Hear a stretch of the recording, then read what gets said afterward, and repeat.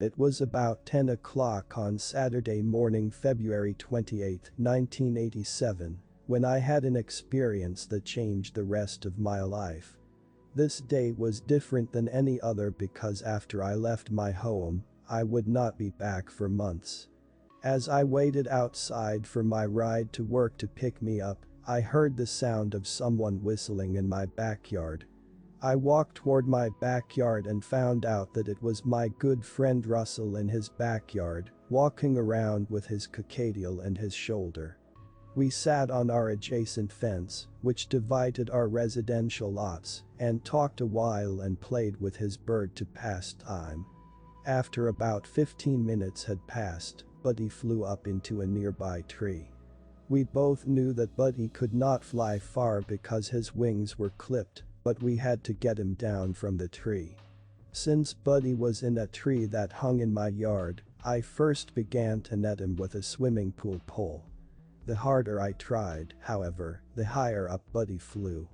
When Buddy flew out of the pole's reach, I grabbed a ladder to boost me up higher. After climbing about 25 feet in the air while on a second-story extension ladder, I again tried to get Buddy. But after one end of the pool pole got within 22 to 24 inches of a high-tension power line, the electricity arced across the air and used me as a ground. At first, I did not know what was going on. Everywhere I looked was red.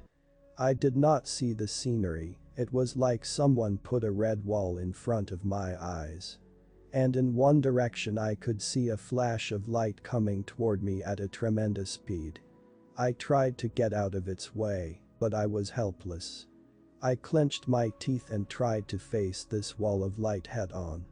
And as it got closer, I could hear a 60 Hz hum increase in volume. Finally, I screamed as it overtook me, and then I watched it leave in the distance. Then I saw another flash. I needed help, but I was doomed for its execution. The flash of light approached closer and closer, the hum roared through my ears. I lost complete bodily control over my hands, legs, arms, and mouth. I prepared to accept the second flash. But once again I screamed in pain as it plowed over me like I was not there. I thought I was dead, but in the distance, I saw a third flash of light waiting to approach me. I frantically looked around for an escape route, but all I saw was a wall of red. There was nothing I could do and nowhere I could go. I had run out of options. I believed that I struggled for freedom as much this time as I did the first, but everything was happening too fast to remember. Then everything went black. There was no time. There was no sound. There was no light. Time had just stopped. I opened up my eyes and saw Russ over me, but he could not hear me. It was like a pane of glass separated us and I was frozen in time. I could not move a muscle. Then everything began to go black again. I was scared, I wanted so much to say, hey, but the situation progressed without me. My life faded to black and again I felt no pain.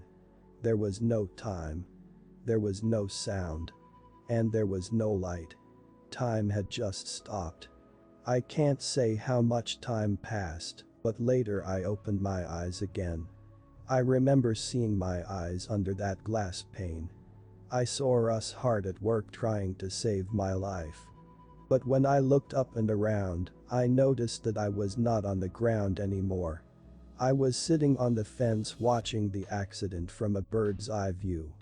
On the ground, I was hurting, but I felt no pain, no pressure. I heard no sound and saw everything like it was 10 minutes ago. And in the blink of an eye, my environment changed. I was in a large white room that had no walls. The white light in this room everywhere was so bright that there were no shadows or darkness. In the distance, I could see hundreds of human-shaped figures walking towards me. I felt scared and began to run. And as I started running, a figure came out of the crowd, and like a javelin thrower, it threw a bolt of light that was about 3 feet long into the air. The light came down and struck me in my back as I was running away. After it hit me, I could not move a muscle. With all of my strength, I struggled to move. The figures walked closer. I saw that the figures had no facial features. It was almost like they were an outline of a solid transparent mass. But then about 7 to 10 seconds later, I broke free. I can't explain what happened, but I was free. I ran until I dropped. I ran as far as I could until I came upon something. The new surface that I saw was different than what I was on before. It moved. It was the same color as the ground I was on, white, but this was almost like water. Of course, the water was white in color, but it was different.